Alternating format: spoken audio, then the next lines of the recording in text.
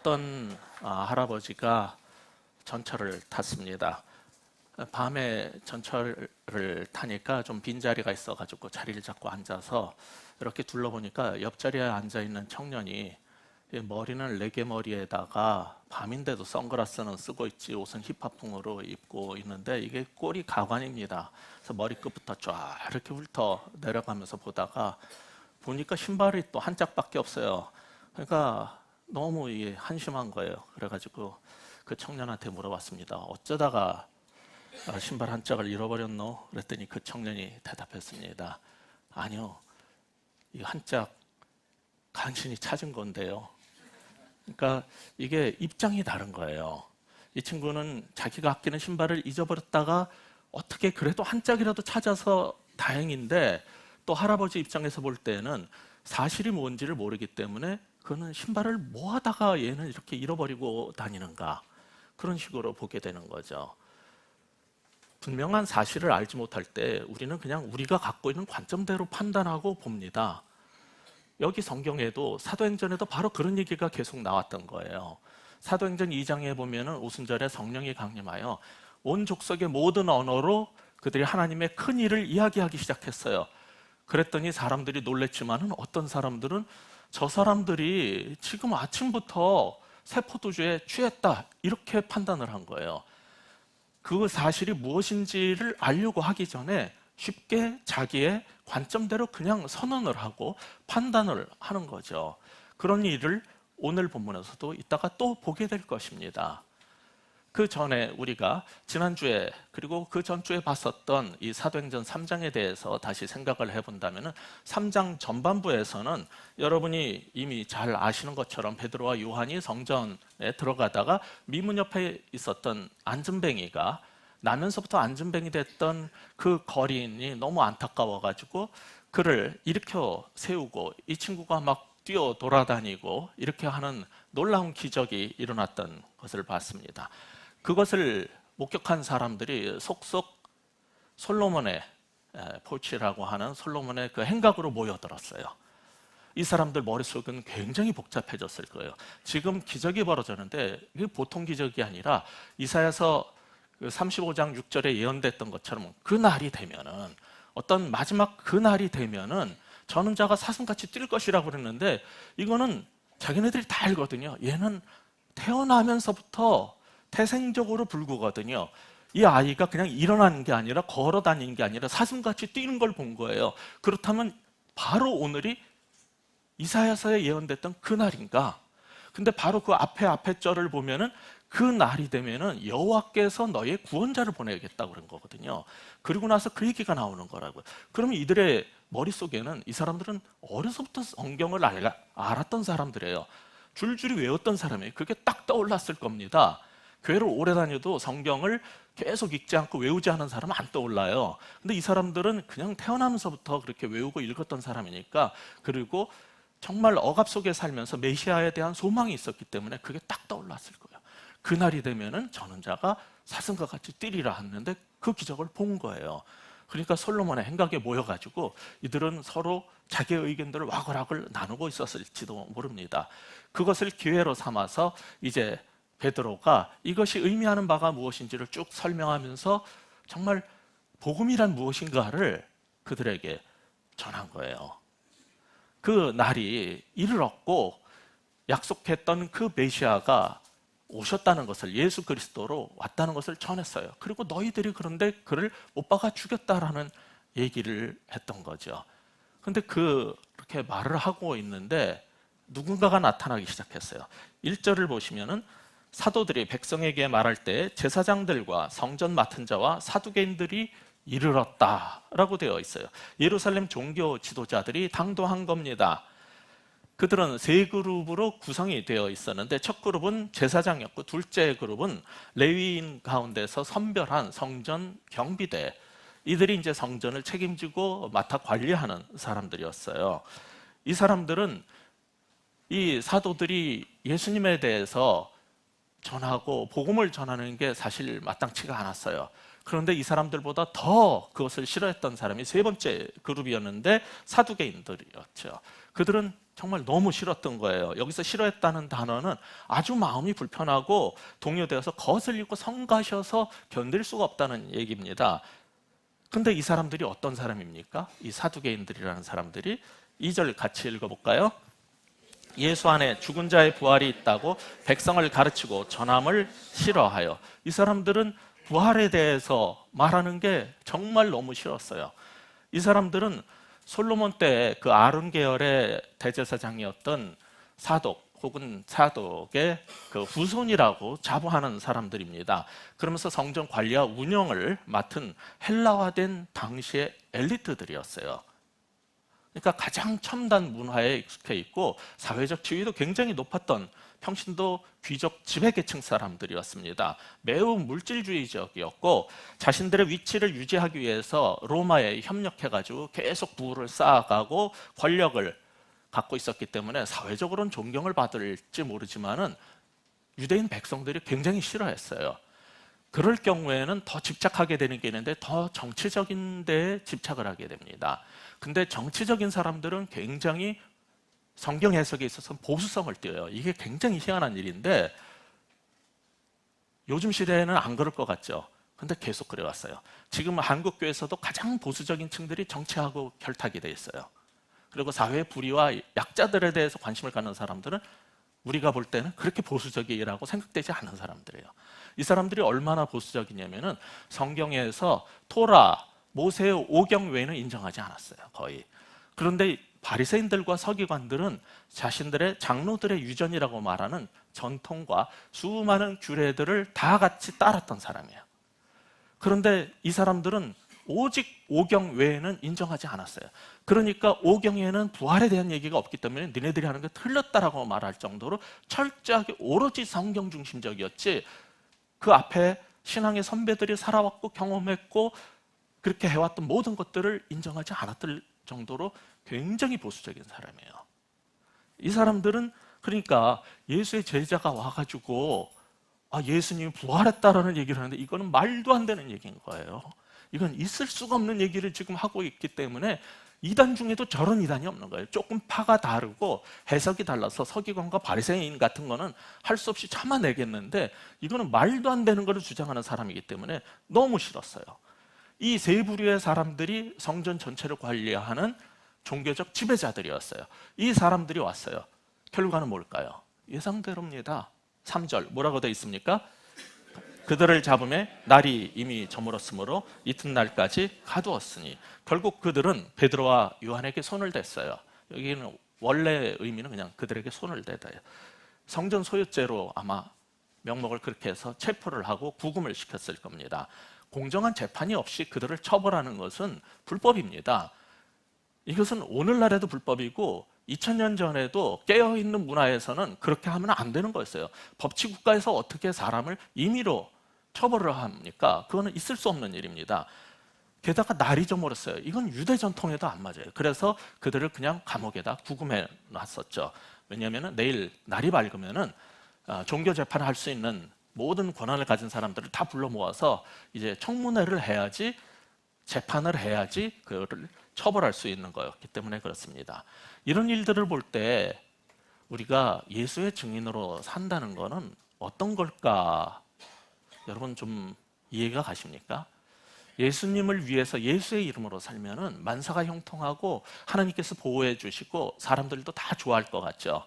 그런데 이런 일을 겪는 거예요. 이들은 왜 체포되고 구금되고 감옥에 들어갔습니까?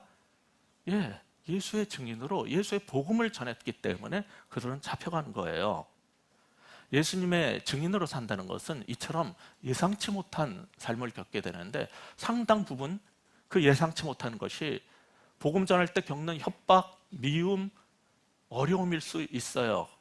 그래서 오늘 본문을 통해서 우리는 무엇을 깨닫게 됩니까? 첫째로 세상의 위협도 기꺼이 감수해낼 수 있는 게 예수 증인의 삶이라는 거예요. 세상의 위협도 기꺼이 감당해내는 게 예수 증인의 삶인 겁니다. 그런데 이런 고난은 참 신비롭게도 항상 위로와 함께 갑니다. 4절 읽어볼까요? 말씀을 들은 사람 중에 믿는 자가 많으니 남자의 수가 약 5천이나 되었더라. 여기 4절에 보면요, 말씀을 전하면은 거의 다 믿었다는 거예요. 어떻게 그럴 수가 있습니까? 오늘날 가장 유명하고 엄청나게 5만 명 넘는 교회를, 뭐 50만 명 되는 교회를 하시는 목사님이 복음을 전해도 다 믿지는 않아요. 근데 여기에 베드로가 복음을 전했는데 말씀을 전하면 거의 다 믿었다는 거예요. 이건 정말 엄청난 일이죠. 그렇게 모두가 믿을 수 있는 것은 인간이 어떤 뛰어난 설교자가 해도 될 일이 아니에요. 이것은 3장 12절에서 사도가 왜 우리 개인의 권능과 경건으로 이 사람을 걷게 한 것처럼 보느냐고 했듯이, 이건 정말 사도의 능력으로 한 것도 아니고 사도의 영성으로 한 것도 아니고, 이건 그냥 하나님의 크신 일이에요. 그냥 전하면 다 믿는 건 이건 하나님이 역사해서지 어떤 설교자가 와서 해도 그거는 안 될 일이거든요. 1장 15절에 보면은 이 교회는요, 처음에 120명으로 시작이 됐어요. 그런데 2장 41절에 가면은 하루에 3천이 주님 앞으로 돌아와서 늘었어요. 2장 47절에도 계속 그 수가 더했다 그러더니 이제 4장 4절. 근데 이게 며칠 안 된 거예요. 여기 1장에서 4장까지가. 그런데 지금 벌써 5천이 됐다는 거예요. 게다가 이 개정개혁이나 F.F. 브루스라는 이렇게 신학자는 이것을 남정네들만 또는 남자들만 5천이라고 그랬어요. 그러면은 이것은 여자나 아이들까지 가족이 주님 앞으로 돌아오는 일이 많았는데, 그럼 10,000명이 넘는 일이죠. 최근에 대부분의 보수적인 학자들 가운데서도, 최근의 학자들은 이 안드론이라는 단어인데 이게 남자를 뜻하는 게 아니라 문맥 속에서는 남자와 여자를 포함한 그냥 사람들이라는 의미다라는 게 네 번째 용법인데, 현대에는 이게 네 번째 용법으로 봐요. 그래가지고 이것이 사람들이, 교인들이 5천이 되었다. 그리고 개혁개정처럼 그냥 남자만으로 번역을 해서 그렇게 해서 10,000명이 됐든지 간에 이거는 엄청난 숫자인 거예요. 왜냐하면 당시에 예루살렘의 인구수가 적게 보는 사람은 25,000으로 보지만은 예레미야스 같은 경우는 45,000에서 95,000 사이로 추정을 하거든요. 맥시멈 잡아서 95,000이라고 칩시다. 거기에서 10,000명이 주님 앞으로 돌아왔다는 거요. 며칠 새.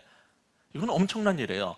그리고 그 당시에는 오늘날 같은 이러한 성전이 없었어요. 거대 교회가 없었어요. 이 성전은 유대인들의 종교 장소고 그리스도인들의 예배는 전부 가정집에서 이루어졌어요. 성전은 왜 갔냐면 기도하러 가고 복음 전하러 가는 데지, 거기는 개신교인들의 예배 처소가, 개신교인이든 뭐 가톨릭교인이든 기독교인들의 예배 처소가 아니에요. 그럼 잡혀가요. 이렇게 여기 보는 것처럼. 그러니까 집안에서 5,000명이 됐든 10,000명이 됐든 그 인구 비례로 볼 때 이건 엄청난 숫자가 됐다는 거예요. 현대 교회 성장주의에 빠져있는 목사님이나 교인들의 입장에서 볼 때는 이게 너무 놀라운 일이죠. 그러면서 왜 저 목사는 이게 10,000명이 넘는다고 안 하고 그냥 모든 사람 합쳐서 5천일 수도 있다라고 보는 학자도 있다는 얘기를 왜 할까? 많이 늘면 좋은 거 아니냐? 이렇게 생각할 수도 있어요. 근데 요즘에 그런 식으로 생각을 하면요, 교회가 이렇게 망해가고 있는 때 유일하게 늘어난 데가 어디냐면은 하나님의 교회하고 신천지거든요. 그럼 많이 느는 데는 다 하나님이 역사하는 데입니까? 그러니까 이 발상이 그런 식으로 되는 사람은 항상 그렇게 해석을 하는 거예요. 그래서 여기에서는 사람들의 관심이 뭐냐면 하루에 3천이 늘었더라. 지금 이게 베드로가 안전병을 일으킨 날에 5천이 늘었다는 얘기가 아니에요. 그때 이 사람들이, 예수 믿는 사람들이 5천이 됐다라는 얘기거든요. 그러니까 이거를 숫자를 줄였다고 생각하시면 안 돼요. 예루살렘 사람이 5만 명에서 9만 명으로 이렇게 봐도 5,000명이면 이거는 엄청난 숫자고, 며칠 새 10,000명이면 어떠하고 5,000명이면 어떠해요? 여기서 말하고 싶은 것은 그 숫자가 아니에요. 우리들은 그때 교인이 몇 명이었냐, 하루에 몇 명씩 느느냐에 관심을 갖는지 모르겠지만 성경의 관심은 그게 아니에요. 이렇게 그들을, 복음 전하는 자들을 체포하고 구금하고 막아도 무슨 일이 벌어진다? 하나님은 그의 교회를 확장시켜가고 하나님의 나라를 성장시켜 간다는 거예요. 아무리 인간이, 누가 어둠의 세력이 그것을 막아도 그것은 막을 수가 없다는 거예요. 하나님은 그의 일을 하신다는 거고 교회는 자라간다는 것을, 바로 여기에 핵심이 있는 거지, 숫자가 몇 명짜리 교회냐, 하루에 몇 명이나 늘었냐는 우리 인간의 관심이지 성경이 말하는 데가 아닌데 우린 자꾸 거기에 관심을 기울이는 거죠. 그래서 저것이 자유주의 아니에요. 제가 아까 얘기했던 사람은 극보수주의자들이에요. 다만 수많은 성경의 용법을 이 단어의 용례를 분석한 사람들일 뿐이지 그 사람들 하나도 자유주의 아니에요. 제가 볼 때는 5천이라고 했던 만이라 했던 그냥 엄청나다는 걸 보여주니까 마가도 늘어난다는 거예요. 인간이 어떻게 손댈 수가 없다는 거죠. 그래서 이 본문이 우리에게 주고자 하는 두 번째 교훈이 있어요. 세상이 아무리 막아도 막을 수 없는 게 교회라는 거예요. 세상이 아무리 우리를 위협해도 예수의 증인은 막을 수 없는 거고 세상이 아무리 막아도 막을 수 없는 게 교회라는 거예요. 지금 성경은 계속 이런 사실들을 우리한테 새겨주고자 하는 거예요. 이제 이 복음을 전하다 체포된 사도들에게 그 긴 밤이 지나가고 드디어 날이 밝았습니다. 그게 5절, 6절이죠. 같이 읽어볼까요? 이튿날 관리들과 장로들과 서기관들이 예루살렘에 모였는데 대제사장 안나스와 가야바와 요한과 알렉산더와 및 대제사장의 문중이 다 참여하여 다음날 베드로와 이 요한에 대한 청문회를 열기 위해서 서기관을 대동한 예루살렘 지도자들이 모였어요. 물론 교계에서는 대제사장들과 관계자들까지 다 모였습니다. 이들은 아마 우리가 많이 들어서 알 수 있는 그 사내들인 공회라든지 유대인들의 그 대법원격인 71인 예루살렘 심판관들이 있었어요. 그들의 일부 멤버였을 거라고 우리는 추정을 하고 있어요. 15절에 보시면 예루살렘의 최고 의회인 공회 멤버들이다라는 말이 나오거든요. 근데 이 최고 의회는 또 세 그룹으로 구성되어 있는데 하나는 제사장, 그래서 대제사장들, 역대 대제사장, 오늘식으로 하자면은 총회장님들이 또 거기에 들어가 있었고, 두 번째 그룹이 원로들, 우리말로는 장로라고 번역이 되어 있는데 이것은 그 당시에 유대 사회의 원로들이에요. 그러니까 로마 사회 그 문화에서도 원로원이 있었고 원로들이 있었던 것처럼 유대 사회의 원로들을 가리키는 단어입니다. 그리고 세 번째 그룹이 율법사, 여기에 나오는 서기관들이죠. 신학자 같은 사람들이에요. 그들을 그런데 뭐라고 부르냐면 5절에 보면 관리라고 칭했어요. 이들을 통째로 일컬어서 한마디로 관리라고 칭한 것은 3장 17절에 무슨 얘기를 했었냐면 베드로가 예수님의 처형에 책임 있는 사람들이 너희 관리들이라고 그랬거든요. 이스라엘의 지도급 인사들이라고 그런 거예요. 그때 관리라는 용어를 썼어요. 그렇기 때문에 이 지금 사내들인 멤버든 뭐든 관계없이 지금 이 5절에서 4장 5절에서는 그들을 다시 관리라고 말을 하는 거예요. 그건 무슨 말을 이제 하고 싶은 거예요? 너희들이 예수님을 못 박은 바로 그 사람들이라는 것을 지적하고 싶은 거예요, 지금. 그래서 그 단어를 씁니다. 두 번째 그룹이 장로들이 있었고, 세 번째 그룹이 이제 교회를 대적하는 인물로서 이 율법을 그렇게 연구하고 잘한다는 서기관들이에요. 이 사람들은 이 사도행전에 자주 나오지는 않지만 나오기만 하면은 예수님의 제자들을 대적하는 그런 입장으로 나옵니다. 그런데 6절에 보면 이 대제사장들의 이름이 나오는데 안나스와 가야바가 나와요. 이 이름은 익숙하죠? 요한복음 18장을 여러분이 보시면 13절에 안나스는 당시의 대제사장이었던 가야바의 장인이라는 게 소개가 돼요. 그 사이에 3명의 대제사장이 있었지만 결국은 이 힘 있고 권력 있는 대제사장 반열의 수장이었던 이 안나스가 자기 사위 가야바한테 대제사장직을 결국은 넘기고 맙니다. 이 사람이 예수님을 심판할 때 이 둘이 다 한 거예요.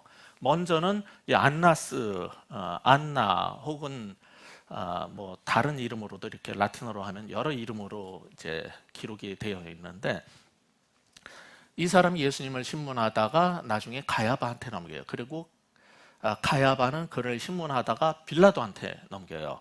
근데 빌라도가 다시 신문을 하다가 보니까 죄가 없거든요. 그러니까 풀어주겠다 그러니까 이 가야바가 그러면 안 된다.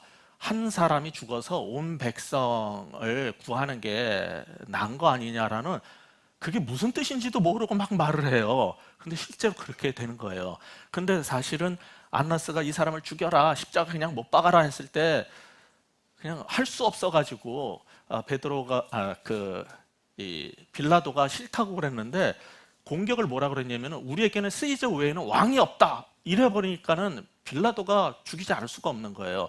안 죽이면은 아니 유대인 대제사장도 우리에게는 시저 외에는 왕이 없다 그러는데 이게 로마 총독이 안 죽여? 그럴 수가 없으니까 할 수 없이 죽여야 됐는데 죽이면서 그 십자가에 명패를 달아줬죠. 뭐라 그랬어요?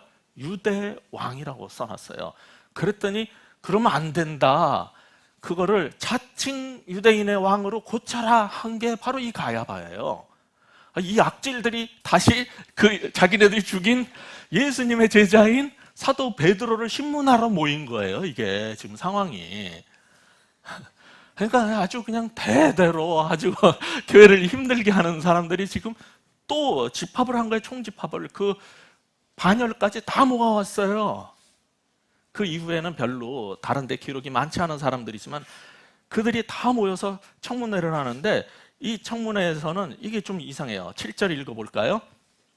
사도들을 가운데 세우고 묻되 너희가 무슨 권세와 누구의 이름으로 이 일을 행하였느냐. 예, 이게 누가복음 20장에서도 예수님이 신문할 때 가운데다가 놓고서는 막 신문을 했는데 이제 베드로와 요한을 잡아다가 가운데다 놓고 이 사람들이 모여서 둘러서 가지고서는 막 신문을 하는데 더 이상 그 중에 누가 있었냐면 아까 말씀드렸던 그 부활에 대해서 싫어한다는 사두개파들도 있었다고 그랬죠. 그러면 여기 신문에서 그게 나와야 돼요. 근데 더 이상 교리에 관심이 없어요. 부활이 맞느냐 틀리냐, 너는 어떻게 그런 교리를 말할 수 있느냐, 성경은 어디에 나오냐, 이런 거 질문을 안 합니다. 교리에도 관심이 없고요. MS 오피스를 왜 MS에서 샀느냐도 관심이 없어요. 이 청문회에는 오로지 이 사람들은 그 당시 예루살렘 사회의 정치적인 지도자이면서 종교적인 사람들이 결탁을 한 사람들이기 때문에 이들의 관심은 뭡니까? 모든 권한을 가진 우리들이 너희들한테 우리 예루살렘 당국이 허락한 적이 없는데 도대체 무슨 권세로 성전에서 치유 행위를 하고 이런 이상한 메시지를 전하는 거냐? 도대체 무슨 권세로 한 거냐? 이게 이들에게 관심이 있고 이게 청문회 질문이에요. 교리도 보고 아무것도 관심 없어요. 이 사람들은 그게 화가 난 거예요. 우린 너희들한테 그런 걸 허락한 적이 없다는 거예요. 당국이 허락 안 하는데 왜 이 짓을 했냐 이거죠. 이 질문대에 깔려있는 개념이 뭐냐면 어떤 행위를 효력 있게 만들기 위해서는 어떤 권세가 있어야 되는데 authority가 있어야 되는데 이거를 준 적이 없다는 거예요. 여러분이 졸업한 우리나라 대학교의 졸업장을 제가 이렇게 좀 찾아봤어요. 그랬더니 대개는 이렇게 써 있더라고요. 졸업장에는 위 사람은 본 대학교 무슨 과정을 성실히 이수하고 무엇에 자격을 갖추었으므로 이 증서를 수여함. 대원장 누구, 뭐 총장 누구 이렇게 그 서명이 들어가요.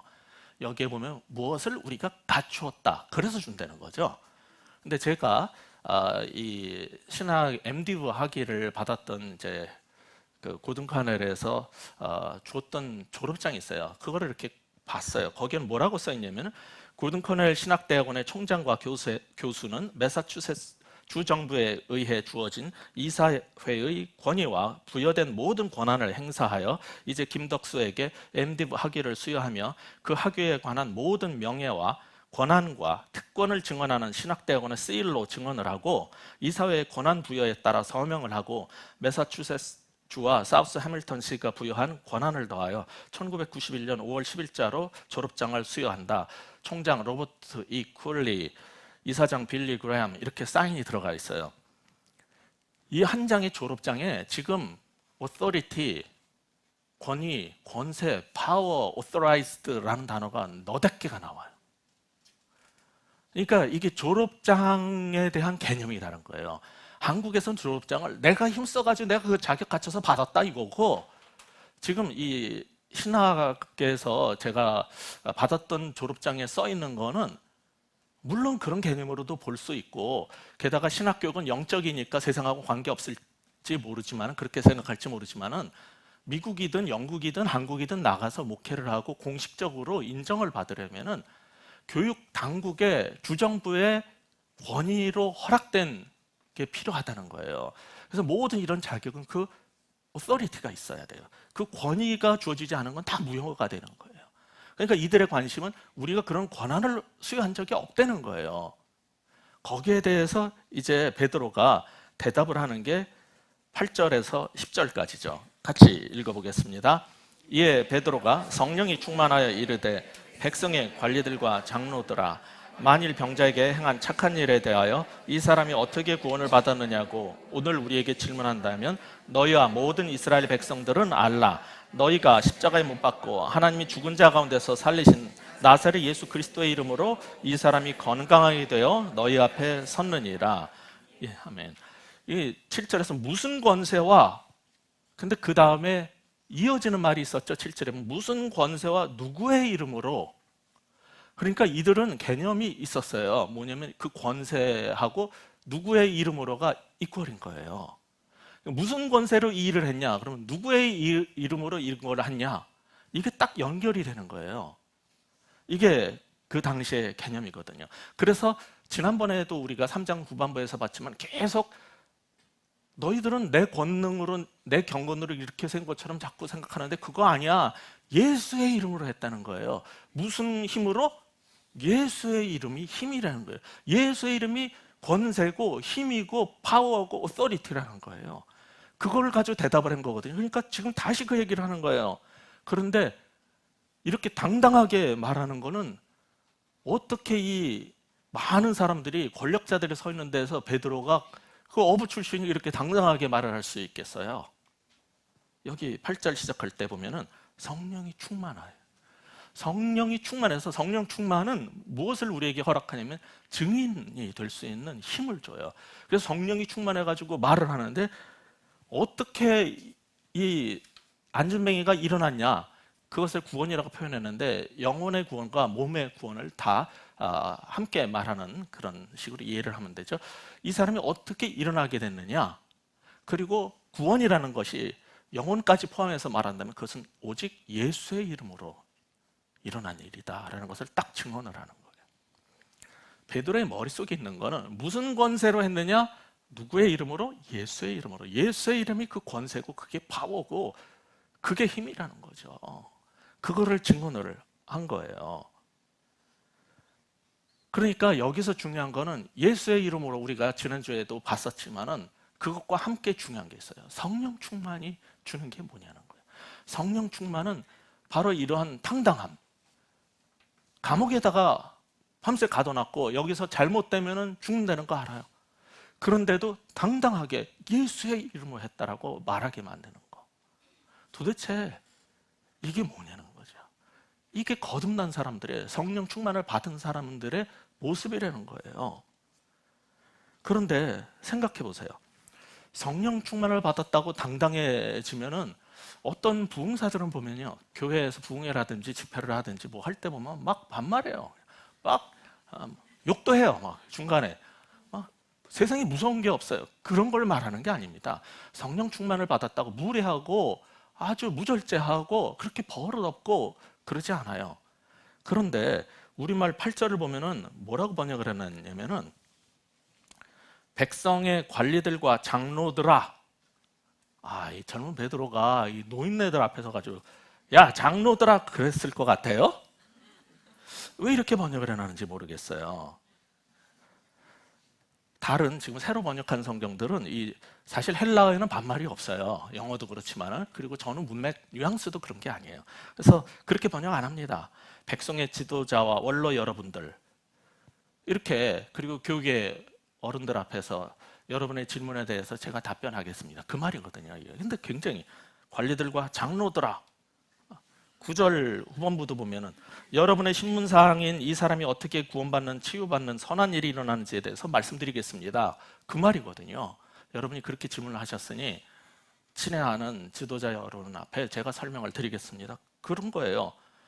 거기에 이어서 10절도 보면은 또 아주 이 개역 개정은 굉장히 권위적이고 도발적인 뉘앙스로 번역을 했는데 원래 이 부분도 헬라어의 그 의미를 살려서 번역하면 그렇게 하면 안 돼요. 10절에 시작할 때 너희는 이렇게 해서 끝에 가면 알라 이렇게 명령을 하는 걸로 돼 있죠.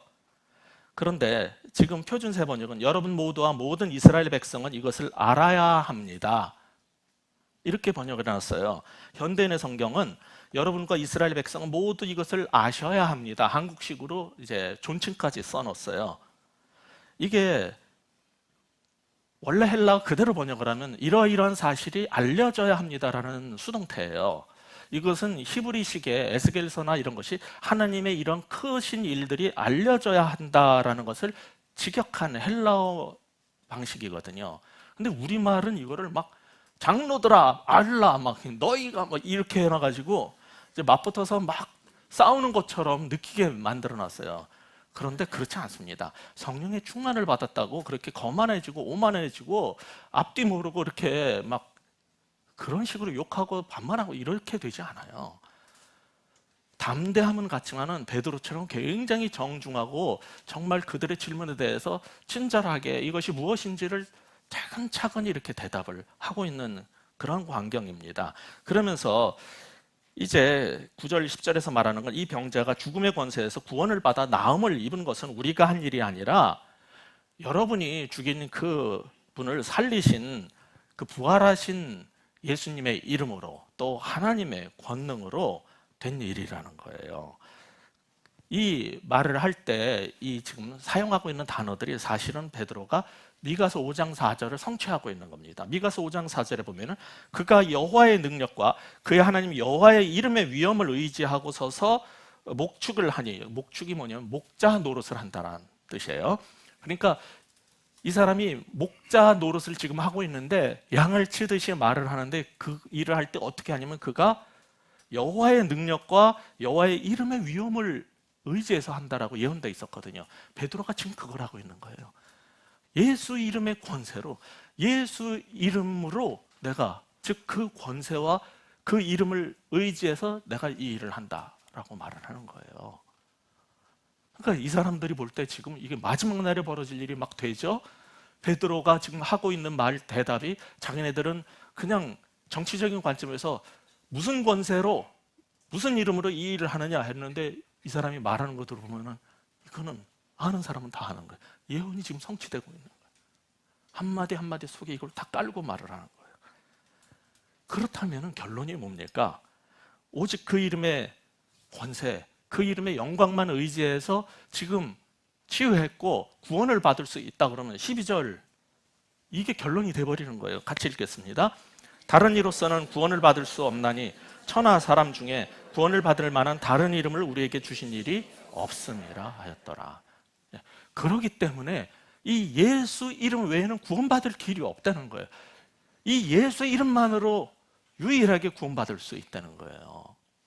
이게 이제 이들한테 굉장히 거슬리는 얘기였겠죠. 그런데 이것을 당당하게 말한 거예요. 이 유대인들은요, 난 지 8일 만에 할례를 받은 사람들이에요. 아니 우리가 3대 모태신앙, 4대 모태신앙을 자랑합니까? 이 사람은 30대, 40대가 아니에요. 수천 년의 역사 속의 모태신앙이에요. 이들은 열심히 성경을 읽고 외웠어요. 율법 공부 누구보다 많이 하고 훈련 많이 받았어요. 근데 소용이 없고 오직 예수의 이름으로만 구원받을 수 있대요. 이게 안 거슬리겠습니까? 이건 보통 소리를 하는 게 아니에요. 이건 여태까지 우리가 수천 년간 살아왔던 모든 걸 하루아침에 무효화시키는 선언이에요. 너무나 엄청난 선언을 해버리는 거예요. 자기네들은 하나님의 말씀이 있고 하나님의 기적을 경험했는데 그래도 소용없어. 예수 이름을 안 믿으면 오직 예수의 이름 외에는 구원받을 길이 없어요? 어떻게 그럴 수가 있냐. 그 예수가 어떤 사람인데 그냥 목 쓰고 정말 별 볼 일 하나도 없던 사람인데 그냥 그렇게 처형당해버린 연약한 그런 사람인데 뭐가 대단하다고. 그 사람이 뭐 대제사장이었습니까? 무슨 공식 허가된 랍비였습니까? 도대체 뭐냐고요. 아무것도 아닌데 그 예수의 이름으로만 구원을 받는데. 헬라인들이 볼 땐 더 기가 막혀요. 아니 수많은 처형이 있지만 십자가 처형, 이건 제일 극악무도한 죄인들한테만 하는 처형 방식인데 그런 처형당한 사람이 어떻게 세상의 구세주가 될 수 있냐고요. 이해가 안 가는 얘기예요. 그런데 그 예수 외에는 구원받을 만한 이름을 준 적이 없다고요? 이야, 세상이 어떻게 이런 말도 안 되는 얘기를 할 수 있습니까? 이거는요, 많은 사람들이 오늘날 생각하듯이 어느 길로 가든 결국은 정상에 도달한다 라는 개념으로 종교를 바라봤던 사람들한테는 더더군다나 거슬리는 얘기예요. 이 시대는 종교 다원주의, 플루럴레이즘이나 상대주의 이런 것 속에서 살고 있는데 아니 예수 외에는 구원받을 길이 없다니 이 시대하고 안 맞아요. 근데 그때도 안 맞았어요. 그거는 그들한테는 더 거슬렸어요. 오늘보다 더 거슬렸어요. 저도 대학 다닐 때 제가 알고 있던 성경 지식을 가지고 기독교 연합 서클에 들어가가지고 열심히 노력해서 회장까지 이렇게 애써가지고 올라간 이유가 뭐냐면 그 예수 믿는 사람들의 그 배타적이고 속 좁고 그 한심한 거를 깨려고 도와주려고 그래가지고 기독교 서클의 회장이 돼가지고 너희들이 이 성경만 갖고 예수 외에는 구원이 없다 그런 소리 하면 안 된다. 불교도 팔아. 막 제가 막 그 불교 주석도 사가지고 그 책도 읽고 공부를 해갖고 막 가르치고 이슬람도 가르치고 여러 가지 막 애썼다고요.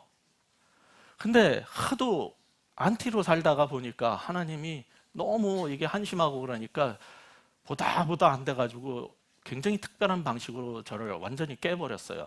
그리고 나서 예수님을 딱 만나고 나서 보니까 내가 한 짓이 무슨 짓이었는지 주님이 주여 저들을 불쌍히 여기소서 저게 무슨 짓인지를 모르고 저럽니다 라고 했던 게 정말 나였다라는 생각이 드는 거예요. 그때 딱 깨달은 거예요. 내가 아무리 마음이 넓고 아량이 넓은 사람인 척 행세를 해도 저를 낳아주신 아버지는 한 분인데 동네에 좀 꽤 괜찮고 좀 유학도 갔다 오고 돈도 많은 아저씨들 보면 다 아버지 부르면 이게 미친놈이지. 우리 아버지가 보면은 아니 나를 낳아주신 어머니는 한 분인데 내가 정말 넓은 아량으로 동네 이쁜 아줌마들 보고 다 엄마 하면 이거는 도른 거지. 그냥 절대적인 거는 원래가 배타적이고 진리는 원래 독선적일 수밖에 없다는 거를 예수님 만나니까 그냥 깨달아지더라고요. 그러니까 그때는 이게 하나도 안 거슬려요. 구원받을 만한 다른 이름을 준 적이 없어요. 제가 다른 신들 좀 알거든요. 공부도 했고.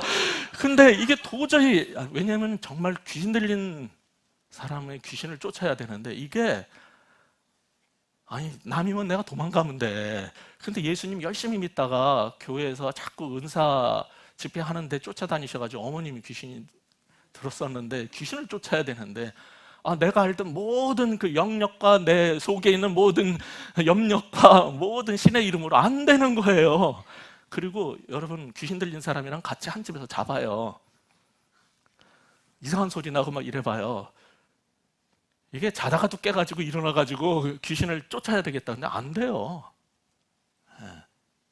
결국은 정말 내가 여태까지 뭐하고 사는 건지 뭘 믿은 건지 너무 고민스러워가지고 그래서 하나님 당신이 정말 살아계시다면 내가 아는 이 성경에 있는 그 하나님이 정말 살아계시다면 날 좀 도와주세요. 이래가지고서는 해결이 된 거거든요. 그리고 예수님을 만나고 나니까 이건 당연해.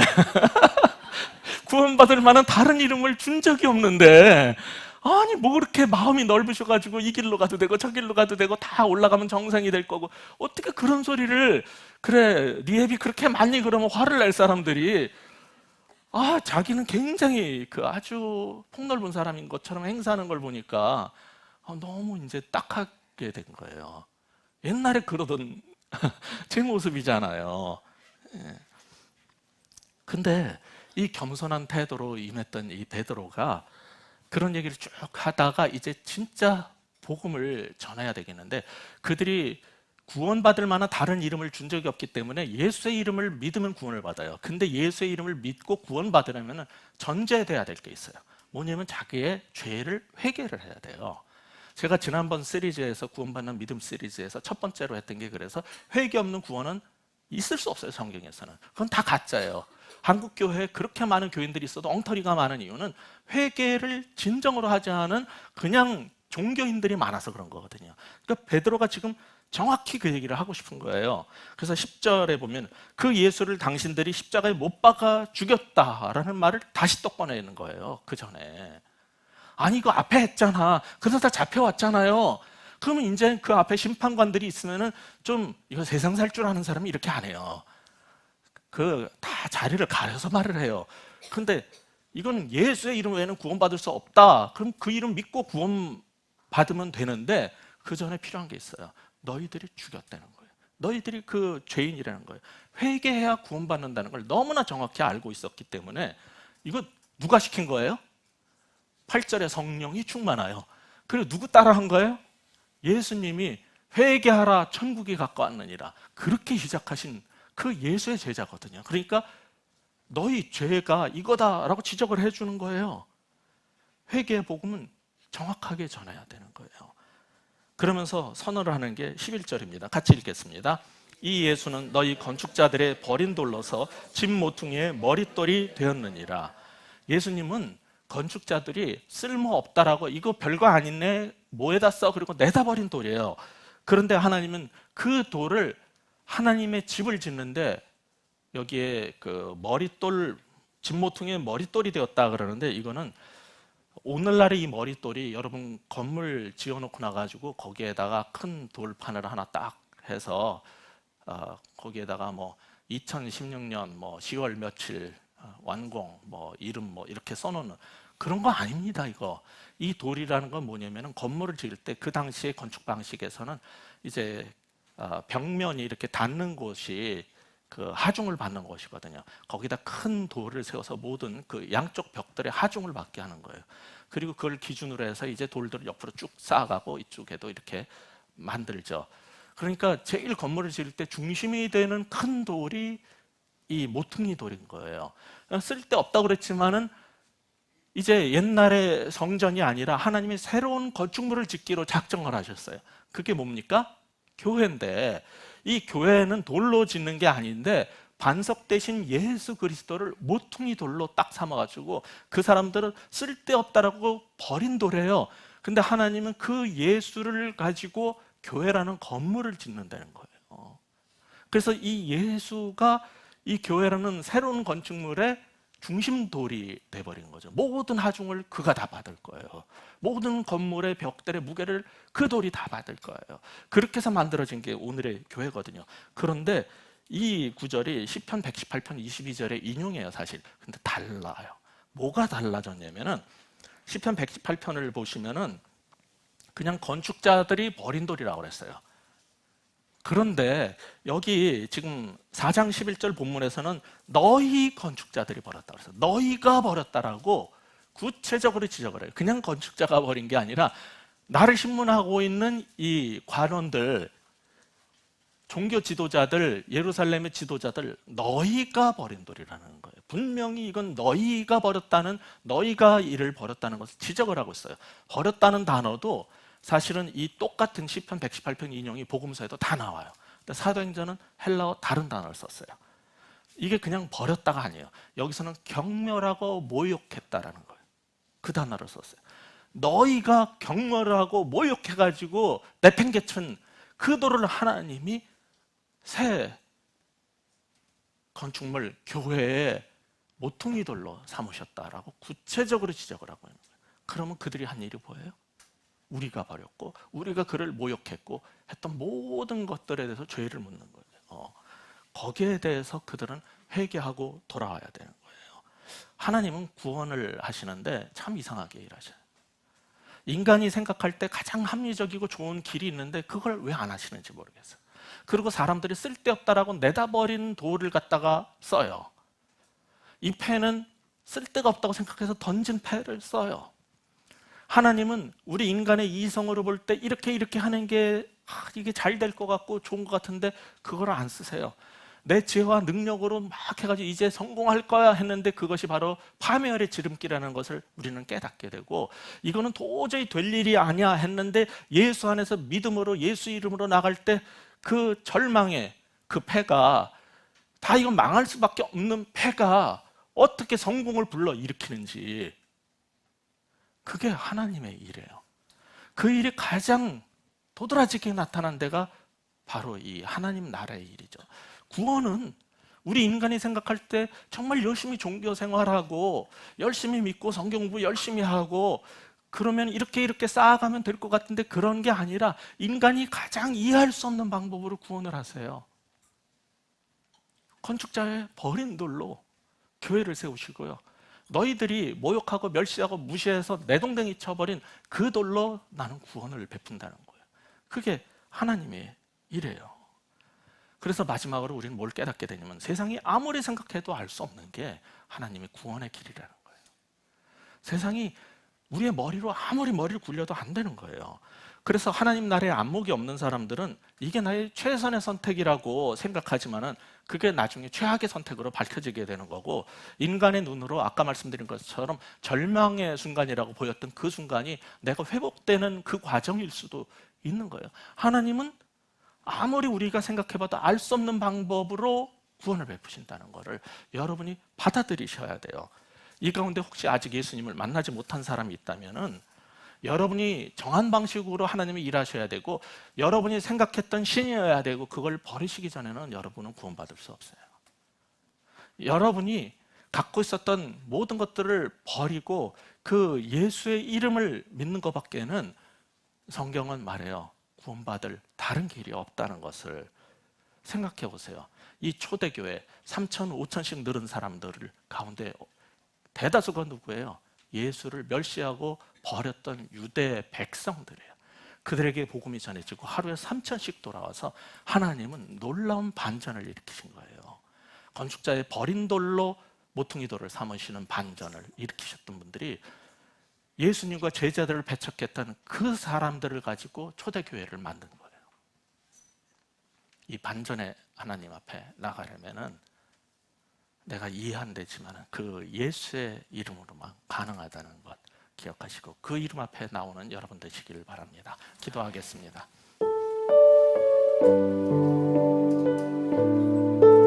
하나님 아버지, 이거는 아닌 것 같아요 라고 생각했다. 왜 그 길로 주님은 일하시는지 알 수 없을 때가 많습니다. 그럼에도 불구하고 하나님의 일하시는 방식이 우리의 생각과 길과 다르다면 그것을 받아들일 수 있게 하여 주옵소서. 수많은 종교와 수많은 신앙의 길이 있지만 오직 예수의 이름만이 우리를 구원할 수 있다는 이 절대 진리 앞에 돌아올 수 있는 우리 모두가 되게 하여 주시옵소서. 혹시 이 가운데 아직 이 예수님을 만나지 못한 사람이 있다면 그 이름 앞에 나오시기 바랍니다. 그 이름을 부르시기 바랍니다. 주 예수여, 저를 구원하여 주시옵소서. 내 머리와 나의 얄팍한 지식으로, 나의 이 무지몽매함으로 주님을 모욕하고 경멸했다면 주여 우리를 불쌍히 여겨주시고 오늘 이 시간 저를 만나 주시옵소서 기도하고 예수의 이름으로 구원받는 나음을 입는 모두가 되시기를 바랍니다.